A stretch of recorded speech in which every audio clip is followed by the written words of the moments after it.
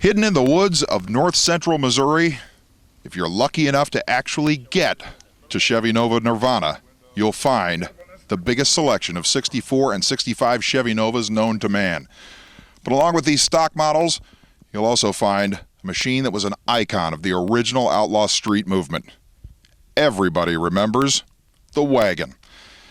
Back in the late 1990s, the very beginning of what we knew then as Easy Street Eliminator, this car became an absolute fan favorite all over the Midwest, and for that matter, at more than a dozen tracks where this thing campaigned. It was one of the quickest machines.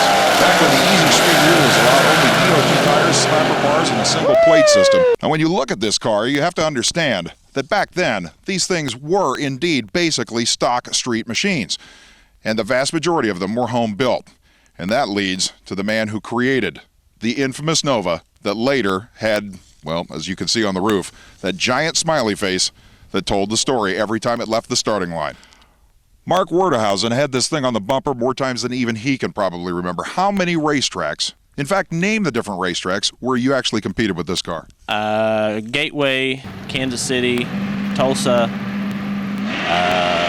Ozark, Mocan.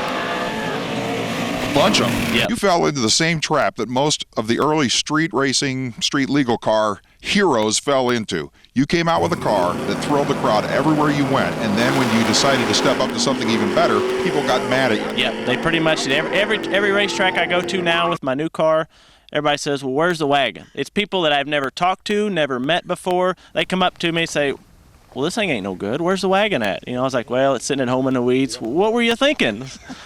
And I should point out that a lot of people confuse this car in its three different variations with another very famous and spectacular yellow. Yeah, those guys are from north central Alabama also. I built that car. They come down and watch me race in Jackson, Tennessee with this car in probably 2000. And said they had one at home just like it, and you hear that all the time. I was like, yeah, whatever.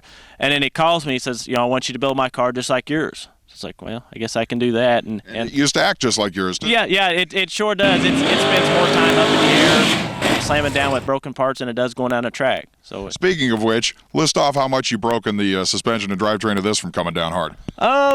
Believe it or not too many parts. A couple of oil pans, oil pumps. A couple of front wheels at different times, a set of wheelie bars that we had on it at one time. It broke those, so it just doesn't like wheelie bars on it. And I'll bet there won't be any on it this time, right? More than likely not. No, there sure won't. That's exactly why he's, well, the legend, like I said, that he is. When this car campaigned, it was probably the only full-bodied station wagon that was going straight up in the air in the late 1990s. But as this car became more and more competitive, and for that matter, quicker and faster, obviously keeping on the ground became a serious issue.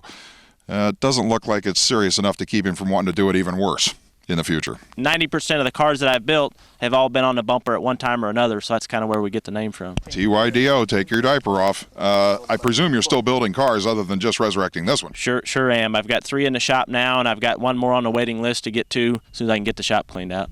Website? TYDORacecars.com. Just like it sounds, all one word, no hyphens or nothing in it. It's a lot shorter than take your diapers off, Racecars. That it is.